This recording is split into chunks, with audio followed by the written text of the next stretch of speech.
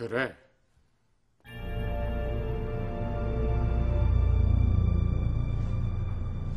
세종과 관료들은 일식 예보 시간에 맞추어 소복 차림으로 궁궐뜰 앞에서 기다렸다.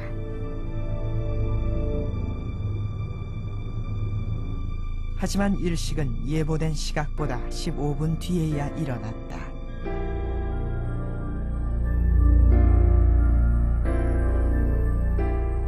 담당 관리는 예보가 15분 늦었다는 이유로 곤장형 처벌을 받았다. 실제로 그 같은 오차가 있었던 걸까?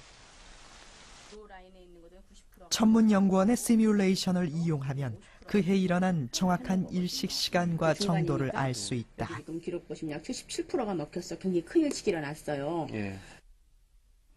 일식 시간은 12시 3분, 예보보다 정확히 15분 뒤에 일어난 것이다.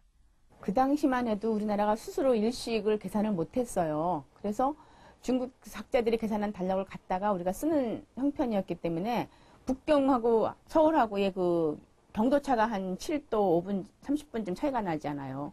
시간적으로 30분 차이가 나니까 당연히 맞을 수가 없어요. 일식은 그 각 지역마다 틀리기 때문에 지역에 따르면 값이 달라져요. 북경과 한양은 위도와 경도가 다르기 때문에 북경에선 일식이 일어나도 한양에서는 일어나지 않을 수 있다. 그런데 중국의 역법에 맞추어 일식 예보를 하다 보니 오차가 생길 수밖에 없었다.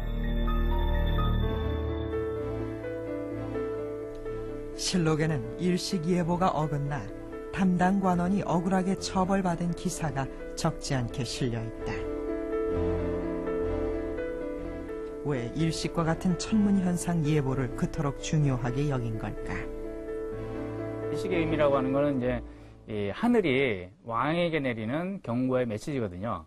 그러니까 정치 잘해라 라고 하는 그런 경고 메시지고, 정치를 못했을 때 그 꾸중을 내리는 그 정확한 시간에 왕이 이제 소복 차림을 하고 겸허하게 반성을 하는 그런 어떤 이 의식을 이제 치러내는데, 그게 바로 구식례거든요. 근데 구식례를 한다라고 하는 거는 결국 왕이 하늘의 경고의 메시지를 겸허하게 받아들일 어떤 이 준비, 반성을 하고 있다라고 하는 거고, 계산이 잘못돼서 오보를 하게 되면 왕이 그 하늘의 메시지를 받아들일 준비가 안 됐다는 얘기가 되는 거거든요. 그는 결국 왕의 정당성까지도 결국 이 위협받을 수 있는 그런 아주 중대한 정치적인 사건이죠.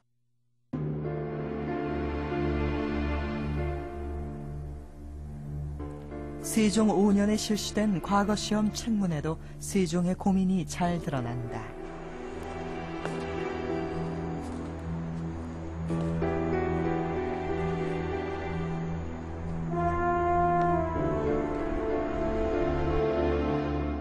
조선의 하늘을 관측해서 조선의 실정에 맞는 역법 체계를 만들겠다는 세종의 구상. 장영실은 세종의 원대한 구상과 함께했다. 그중 장영실의 움직임을 보여주는 단서가 실록에 남아있다. 천문관측 사업팀의 가동을 앞둔 시점, 장영실은 또다시 중국을 다녀온다.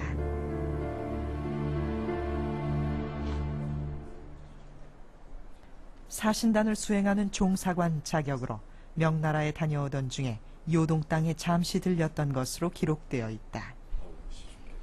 혹시 장영실이 사신단 행렬에 끼어 천문관측기구를 관찰하고 온 것은 아닐까? 장영실이라고 하는 인물이 기술자인데, 기술자를 사신에게 파견을 해서 보냈다 하는 일을 보겠습니까?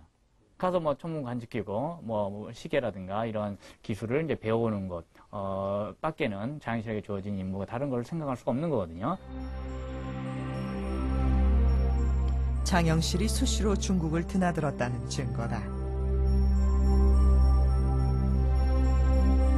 강소성 남경에도 종합천문대가 있었다. 13세기 후반 원나라의 곽수경이 세운 남경의 자금산 천문대는 세계 최고 수준이었다.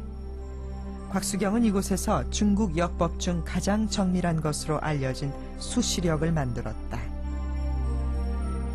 북경으로 수도를 옮겨간 명나라도 자금산 천문대를 모델로 삼아 관상대를 만들었다.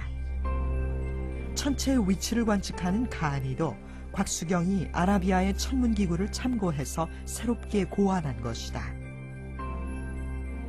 세종은 자금산 천문대를 능가하는 세계적인 수준의 종합천문대를 꿈꾸었을 것이다.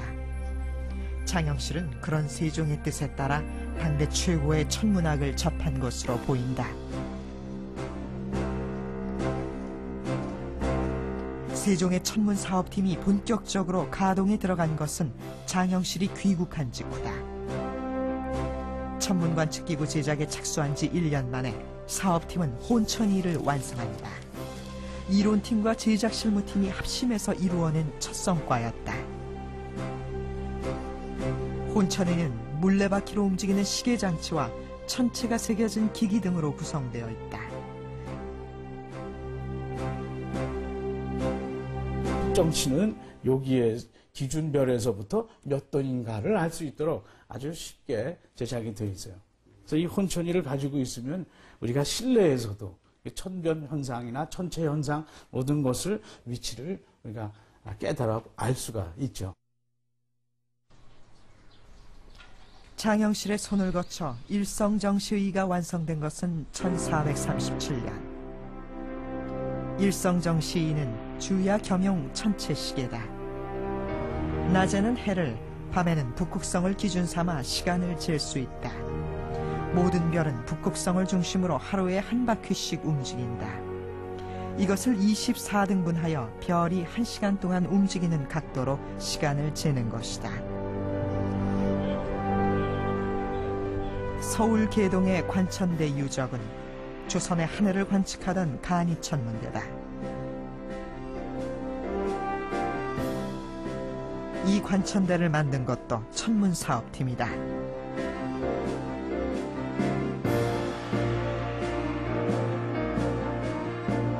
경복궁도에는 7년 동안 진행된 천문사업팀의 성과가 고스란히 담겨 있다. 조선의 종합천문대에 해당하는 간이대가 그것이다.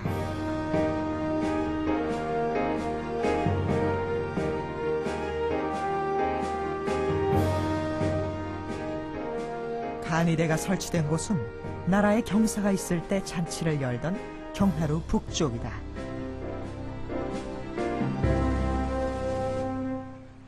바로 이곳에 장영실과 이천의 책임하에 완성된 간이대가 설치됐던 것으로 추정됩니다.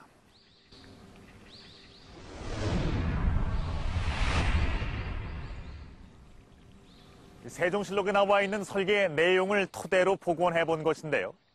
보시다시피 규모가 대단합니다. 무려 높이가 9.5m, 폭이 10m, 길이가 14m에 달했다고 합니다.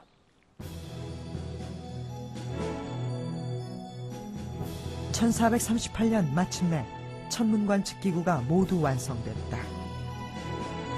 이때부터 간이대에서 조선의 실정에 맞는 역법을 만들기 위한 천문관측이 시작됐다. 이렇게 해서 탄생한 것이 우리 역사상 최초의 독자적인 역법인 칠정산 내외편이다. 가장 달력 비교할 때 중요한 거는 역법 비교할 때 일출 시간, 일몰 시간, 일찍 월식